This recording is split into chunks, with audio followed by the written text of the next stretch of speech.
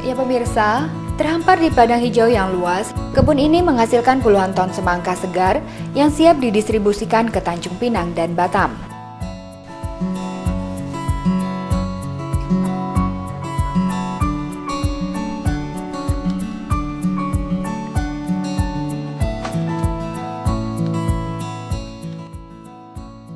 Sepintas mungkin orang yang lalu lalang melewati jalan di Kalangbatang, Bintan Timur ini tidak mengetahui bahwa lahan yang ditumbuhi rerumputan ini adalah kebun semangka yang menghasilkan puluhan ton buah semangka siap panen.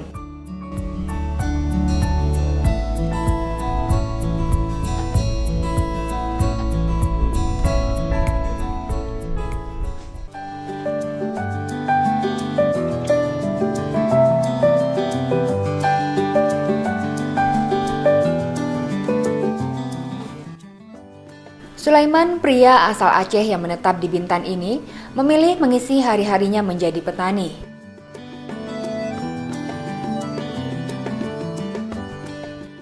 Sebelum ia hijrah dari Aceh ke Batam, profesi yang digelutinya adalah pertukangan. Beberapa bulan berada di Batam, tepatnya di daerah belakang Padang, ia bekerja pada sektor pertanian.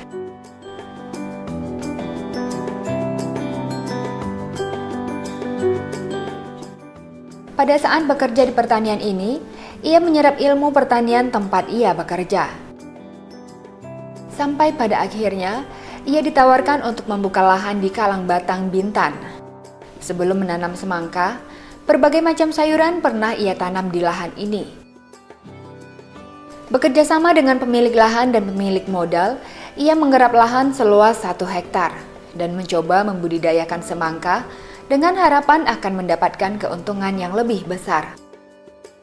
Meski semangka memerlukan perhatian khusus dan termasuk tanaman yang manja, ia pun mulai melakukan cocok tanam. Pak, jadi ini jenis semangkanya jenis apa, Pak? Kalau ini jenis semangka, kalau disebut lokal sini sih semangka tikus, semangka berbiji ya. Jadi semangka ini kalau diserbukan ya hasilnya lebih besar lagi, kalau nggak diserbuk ya hasilnya kurang lebih 4-5 kilo itu udah paling besar itu. Siapa ini sekarang? Nah ini proses penyerbukan ini. Penyerbukan, Pak. Nah ini caranya gini, ini kan ada batang lain, kita ambil bunga kayak gini, udah itu buka gini, nah dioles.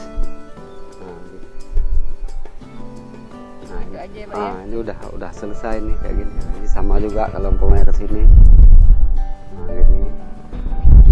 Ini semangka tikus, ini bukan semangka non biji. Jadi semangka non biji itu mesti dikawinkan, Pak ya? Kalau non biji kalau nggak dikawinkan memang sama sekali tak jadi dia. Kalau yang tikus kayak gini ini tak dikawin baru tak jadi dia. Cuma bedanya ya cuma itu aja. Apa dah? Beda pembesaran dah. Kalau waktu penyerbukan ini jam berapa, Pak? Mulainya kurang lebih 6:30 sampai ya bagusnya sih kalau sempat sampai jam 10. Cuma kadang-kadang kan kalau orang nanam agak luas bisa sampai jam 11 bahkan lebih. Yang penting dia harus nengok dia punya bunga ini belum kuncup. Kalau udah kuncup kayak gini ini udah tak bisa. Bisa, Pak ya? Kalau kayak gini ini masih bisa. Ada itu bunga jantannya kalau masih mekar kayak gini, nah ini masih bisa. Satu persatu gitu ya, Pak ya? Dia tergantung, kalau memang serbuknya ini banyak, satu bunga ini bisa 2-3 bahkan bisa 4. Itu tergantung dia punya serbuknya. Serbuknya, Pak ya.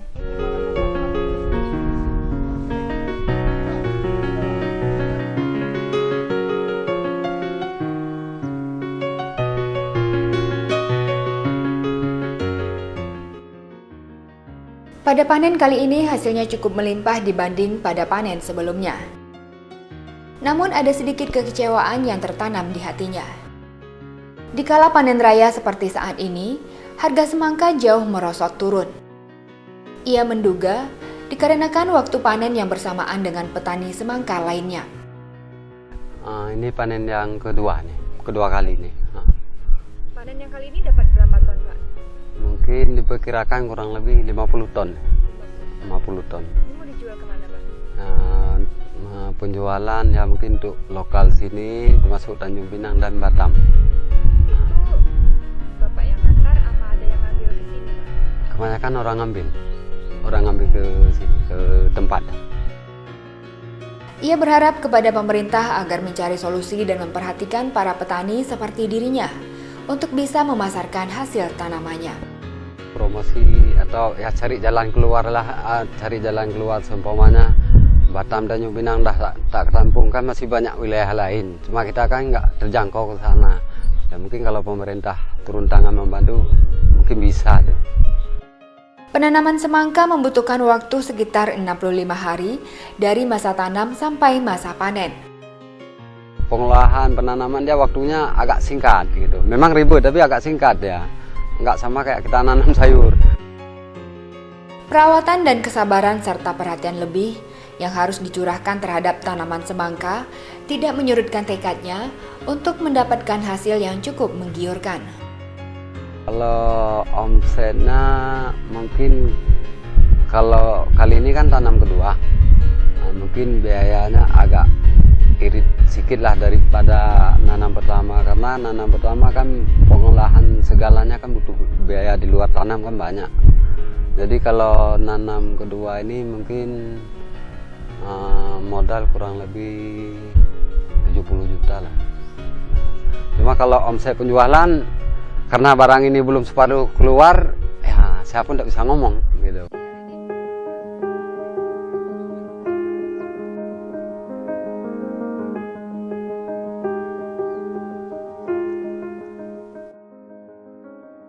Irwanto, rekan kerja Sulaiman dalam penanaman semangka, menuturkan harapan yang sama. Ia berharap kepada seluruh instansi pemerintah agar membantu dirinya dan petani lain untuk memasarkan hasil kebunnya. Atau untuk bermitra sekalipun, ia sudah menyediakan lahan yang cukup luas. Untuk masalah pemasaran yang pasti itu pasti ada kendala. Kendala jika kita panennya itu bersamaan atau serentak dengan yang lainnya, nah itu pasti sangat susah untuk pemasarannya. Sangat susah. Harga pun kadang jauh lebih turun dari harga yang kita tetapkan, biasanya 5.000, 4.000, justru sekarang lebih sangat murah, sampai 3.500, 3.000. Ya mungkin dari pihak dari Pemko atau Pemkab atau provinsi sendiri bisa membantu kita lah dalam pemasarannya. Iya betul sekali. Kalau lahan itu selalu ada, cuman di sini lahan sudah kita siapkan kemarin begitu penanaman, karena dari hasil pertama tidak mencukupi untuk membuka yang baru. Makanya yang 2000 meter inilah yang kita kerjakan dulu. Sementara yang dari situ ya sampai sekarang ini belum dikerjakan karena modal tadi, tegang modal. Kita semai dari biji, proses dari semai itu aja mau kurang lebih 1,5 bulan sampai 2 bulan. Tapi kalau kita tanam melalui peranakan yang udah ada ini,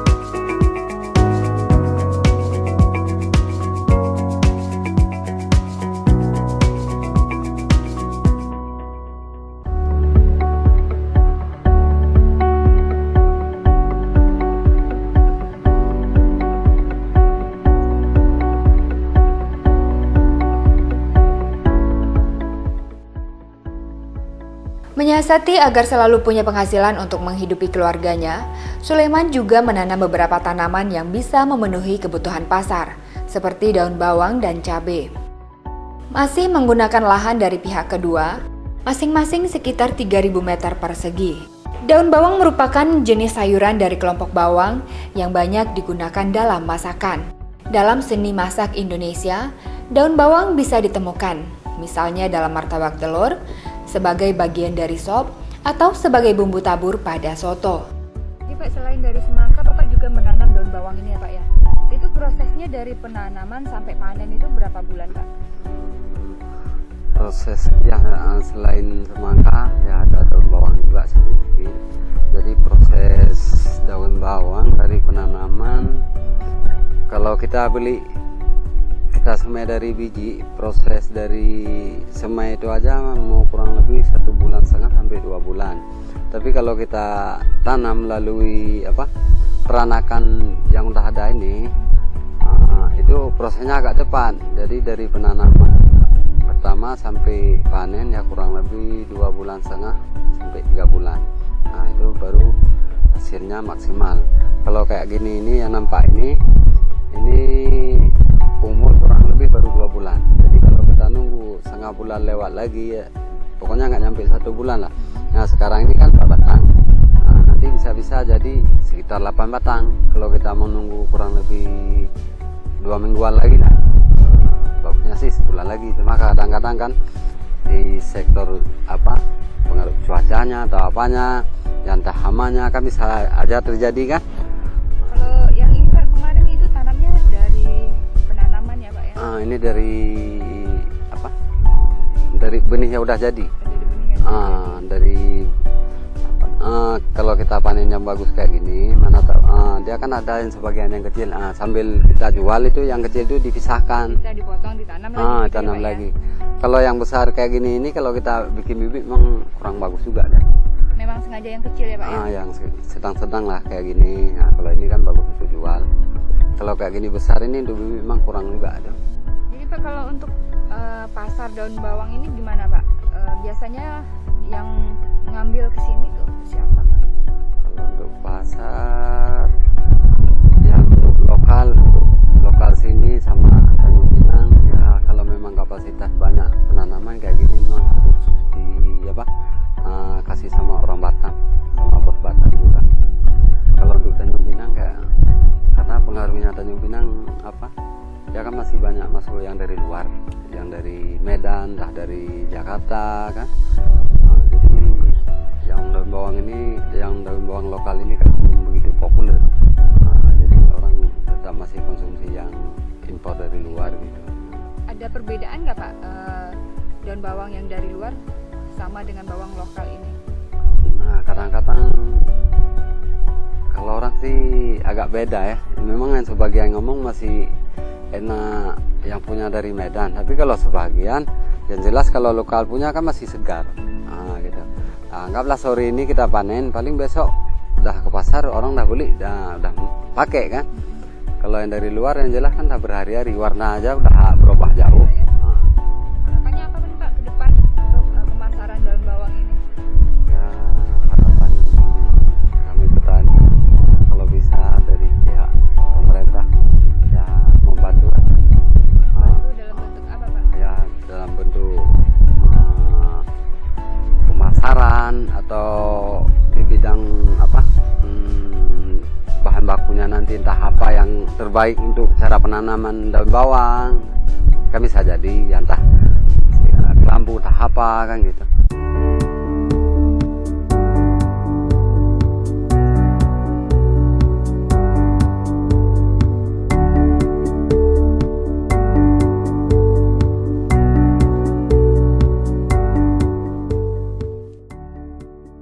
Sedangkan untuk cabai sendiri adalah buah dan tumbuhan yang dapat digolongkan sebagai sayuran maupun bumbu, tergantung bagaimana digunakan.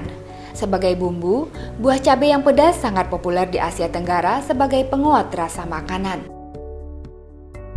Kalau untuk luasnya sendiri berapa nih Pak?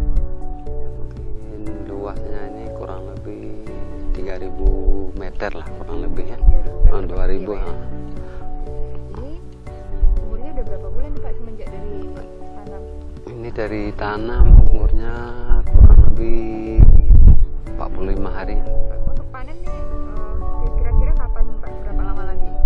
Kalau untuk kita petik hijau sih kurang lebih mungkin 2 minggu lagi udah bisa lah kalau dipilih-pilih. Tapi kalau untuk petik merah menunggu sebulan lebih lagi, bulan tengah lagi. Ya kalau petik merah dari penanaman sampai petik kurang lebih 3 bulan. Tapi kalau untuk petik hijau dari penanaman kurang lebih 2 bulan. Selisih 1 bulan. Pemasarannya kemana Pak? Kalau cabai ini ya berhubung kita nanam nggak luas, mungkin kalau untuk lokal aja udah cukup karena kita nanam nggak luas. Kecuali tanam hektaran tuh mau tak mau harus ke Batam juga kan. Tapi kalau nanam ya sekitar 2.000-3.000 untuk lokal aja dah.